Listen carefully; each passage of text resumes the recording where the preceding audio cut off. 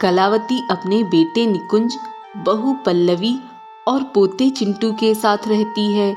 कलावती के हाथ का खाना सभी का पसंदीदा होता है। अरे वाह माँ जी, क्या मालपुए बनाए हैं आपने। और ये पानी के बतासे, ये भी बहुत लाजवाब हैं। हाँ माँ, आपके हाथों में तो साक्षात माँ अन्नपूर्णा का वास है। दादी, तुसी ग्रेट हो। धन्यवाद बच्चों, ये लो और खाओ। ये ले चिंटू बेटा, ये पापड़ खा। सब कुछ कुशल मंगल चल रहा होता है, लेकिन एक दिन जब पल्लवी और निकुंज दोनों किसी दोस्त के पार्टी से यहाँ लौटकर आ रहे होते हैं, तभी उनका एक्सीडेंट हो जाता है और वहीं उनका देहांत हो जाता है। अपने बेटा और बहू को खोने के बाद अब कलावती का अपने पोते चिंटू के सिवा इस दुनिया में कोई नहीं बचा था। दादी, माँ और पापा कहाँ गए? वो कब तक आएंगे? चिंटू, तेरे माँ और पापा अब फिर कभी नहीं आएंगे। वो जा चुके हैं हमेशा हमेशा के लिए भगवान के पास। नहीं। कलावती और चिंटू का रो रो कर बुरा हाल हो जाता है। अब निकुंज के जाने के बाद घर का किराया ना भरने पर घर मालिक कलावती और चिंटू को घर से बाहर निकाल देता है और उनका सारा सामान भी घर के बाहर फेंक देता है। कलावती और चिंटू वो सामान लादकर गांव में यहाँ से वहाँ दर दर भटकने लगते हैं। दादी, मुझे बहुत भूख लगी है। हमें और कितना चलना है? अब हम कहाँ जाएंगे? हमारा कोई नहीं है अब। चिंटू बेटा, चिंता मत कर। जिनका कोई नहीं होता उनका भगवान होता है। भगवान जी हमारी मदद जरूर करेंगे, देखना तू। थोड़े दिनों तक कलावती और चिंटू गांव के मंदिर में ही रहते हैं और वहाँ के महाप्रसाद का खाना ही खाते हैं। कलावती जंगल से लकड़ियाँ तोड़कर उन्हें बाजार में बेचने जाती है। इस सब में चिंटू भी उसकी सहायता करता है। लकड़ियाँ बेच बेच कर कलावती अच्छे खासे पैसे जोड़ लेती है और वो एक घर खरीदती है। दादी, कब तक हम यूं ही लकड़ियों का ही व्यापार करते रहेंगे? क्यों ना हम कुछ और करें जिससे हमें ज्यादा पैसे भी मिल सके। लेकिन चिंटू बेटा, ऐसा क्या कर सकते हैं हम? दादी, आप इतना स्वादिष्ट खाना बनाती हो, क्यों ना आप हमारे घर को एक ढाबे में बदल दो। मुझे पूरा यकीन है कि आपके हाथ का खाना खाने गांववासी जरूर आएंगे और एक बार नहीं 1000 बार आएंगे। चिंटू बेटा, ये तू क्या कह रहा है? ऐसा कुछ भी नहीं है। यही सच है दादी, आपको अपना ढाबा खोलना ही पड़ेगा और मुझे कुछ नहीं पता। चिंटू जिद पर अड़ जाता है और कलावती भी अपनी कला को एक मौका देते हुए ढाबा खोलने का फैसला पक्का करती है और वो लोग अपने घर को ही बाहर से एक ढाबे में बदल देते हैं। अंदर खाना बनाते और बाहर ग्राहक आकर खाना खाते। चंद दिनों के समय में कलावती का ढाबा पूरे गांव में मशहूर हो जाता है। आहा, ओ बीजी, ए पराठा नु खाकर तो दिल गार्डन गार्डन हो गया जी। ओए बल्ले बल्ले, सावा सावा, ओ मजा आ गया जी, मजा आ गया। मैंने तो एक और भटूरा चाहिदा। अरे अंकल जी, क्यों नहीं, ये लीजिए ना। कलावती काकी, आपके ढाबे की तो बात ही निराली है। एक बार यहाँ खाना खा लिया तो बस व्यक्ति दीवाना ही हो जाता है। बहुत शानदार और मजेदार खाना बनाती हो आप। धन्यवाद बेटी, आते रहो और खुशी से खाते रहो। अब कलावती का ढाबा तेजी से चल पड़ता है, लेकिन एक दिन गांव में एक अमीर आदमी आता है जिसका नाम नवीन लाल होता है। नवीन लाल को कलावती के ढाबे की जगह पर अपना होटल खोलना होता है, जिसलिए वो उसके पास जाता है और कहता है, ओ बुढ़िया काकी, मेरा नाम नवीन लाल है। मैं एक बहुत बड़ा व्यापारी हूँ और अब मैं इस गांव में अपना होटल खोलना चाहता हूँ। इस जगह पर गांव की एंट्री का रास्ता पड़ता है, जिस कारण यहाँ से ज्यादा बिक्री होने की संभावना होती है। तुम जल्दी से अपने इस फटीचर ढाबे को खाली करके मुझे बेच दो और निकल जाओ यहाँ से, क्योंकि यहाँ पर मैं अपना होटल खोलना चाहता हूँ। ओ मूंछों वाले अंकल, अपनी मूंछों पर ताव कहीं और जाकर देना, यहाँ नहीं, क्योंकि मैं और मेरी दादी ये ढाबा आपको नहीं देंगे। हाँ, ये ढाबा मेरी मेहनत की कमाई से बनाया है मैंने, और अब पूरा गांव यहाँ खाना खाने आता है। ऐसा मत करो बेटा। काकी, आपका ये छोटा पोता कुछ ज्यादा ही बड़बोला है, लेकिन आप दोनों मुझे जानते नहीं। अगर घी सीधी उंगली से ना निकले तो मुझे उसे उंगली टेढ़ी करके निकालना बखूबी आता है।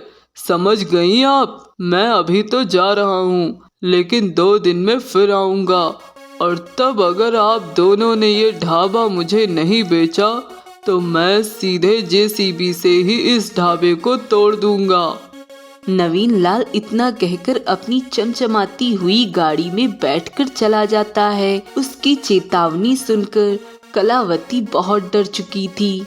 ना जाने अब क्या होगा, हम गरीब उस अमीर आदमी का बाल भी बांका नहीं कर पाएंगे। क्या करें? हमारे पास इस ढाबे को, हमारे घर को उसे बेचने के अलावा और कोई दूसरा उपाय ही नहीं है। नहीं दादी, ये हमारा घर और हमारा ढाबा है। हम क्यों डरें उस अमीर आदमी से? कोई हमारे ढाबे को कुछ नहीं कर पाएगा। आप बस देखते रहो।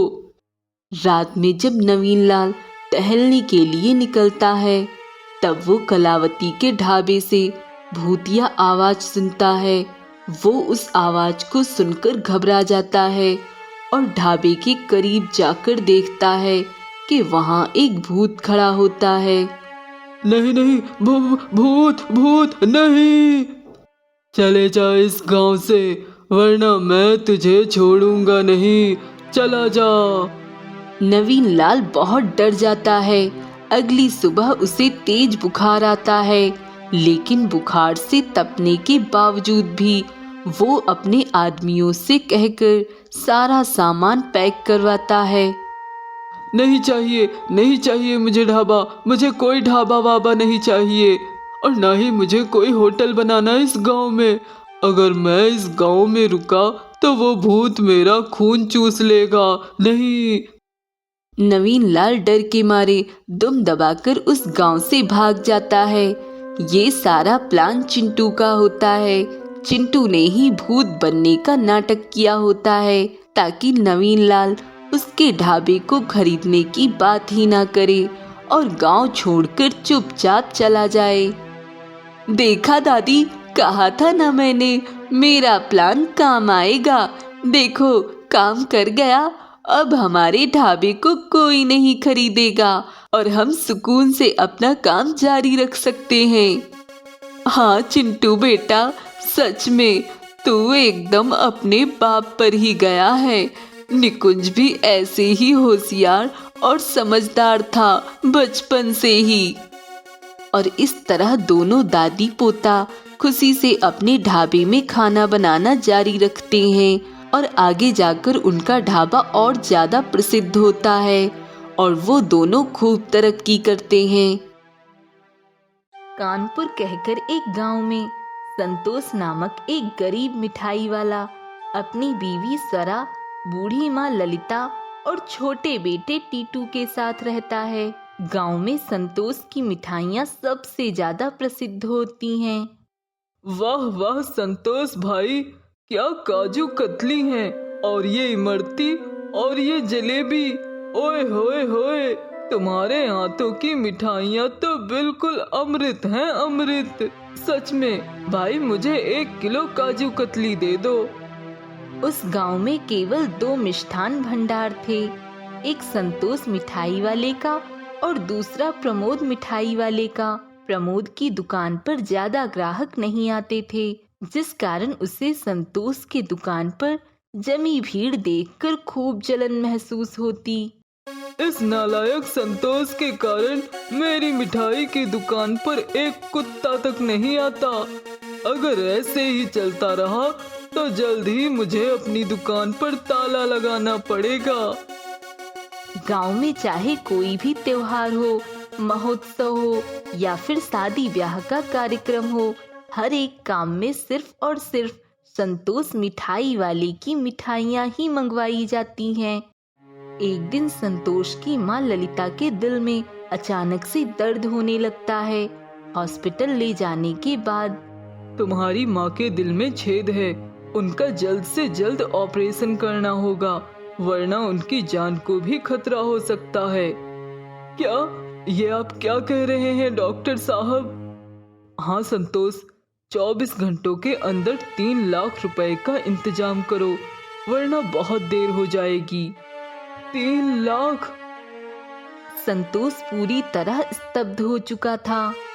न चाहते हुए भी उसे अपनी मिठाई की दुकान, जमा पूंजी और बचे खुचे गहने बेचकर पैसे इकट्ठा करने पड़ते हैं और उन्हीं पैसों से वो अपनी माँ का इलाज कराता है। ललिता कुछ दिनों बाद ठीक होकर घर आ जाती है, लेकिन अब संतोष मिठाई वाले के पास कुछ काम नहीं था।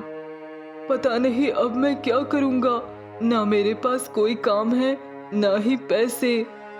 जी आप चिंता मत कीजिए, सब कुछ ठीक हो जाएगा, भरोसा रखिए, आपको आज नहीं तो कल नौकरी जरूर मिलेगी। संतोष गांव में जगह जगह जाकर काम की तलाश करता है और साथ ही लोगों से पैसों की मदद भी मांगता है, लेकिन कोई भी उसकी मदद नहीं करता। आखिर में वो प्रमोद मिठाई वाले की दुकान के पास आता है। तब संतोष, तुम यहाँ? हाँ प्रमोद भाई, मुझे आपकी मदद की जरूरत है। क्या आप मुझे थोड़े पैसे दे सकते हैं? मुझे अपनी मिठाई की दुकान खोलनी है इसलिए। कैसी बातें करते हो संतोष, तुम भी। अब मैं कहाँ इतना पैसे वाला हूँ। वैसे अगर तुम्हें काम की इतनी ही सख्त जरूरत है तो मैं तुम्हें काम दे सकता हूँ। कैसा काम बताइए ना प्रमोद भाई। तुम्हें मेरी दुकान के लिए मिठाइयाँ बनानी होंगी और उसके बदले में मैं तुम्हें तुम्हारे हिस्से के पैसे दे दिया करूँगा, ठीक है? ठीक है प्रमोद भाई, आपका बहुत बहुत धन्यवाद। संतोष अब घर पर प्रमोद के लिए अलग अलग प्रकार की स्वादिष्ट मिठाइयाँ बनाता है और प्रमोद उन्हें अपने ग्राहकों को बेचता है। लेकिन इस कारनामे के पीछे प्रमोद के बुरे मंसूबे होते हैं। प्रमोद संतोष की भेजी हुई मिठाइयों में हानिकारक फूड कलर और आर्टिफिशियल स्वीटनर्स की मिलावट करता है। तुझे क्या लगा संतोष, मैं तुझ पर दया खाकर तेरा अच्छा करूँगा? हरगिज नहीं। अब ये मिलावट वाली मिठाइयाँ जब गांव वाले खाएंगे तब वो सब बीमार पड़ जाएंगे और फिर जब फूड इंस्पेक्टर मेरी दुकान पर आएगा तभी मैं सारा इल्जाम सीधा तुम्हारे ऊपर डाल दूंगा। प्रमोद उन मिलावट वाली मिठाइयों को दुकान पर बेचने लगता है और ग्राहकों को जरा भी अंदाजा नहीं होता है कि उसमें जानलेवा पदार्थ से मिलावट की गई है। अरे वाह, इन मिठाइयों का स्वाद तो बिल्कुल संतोष की मिठाइयों जैसा है।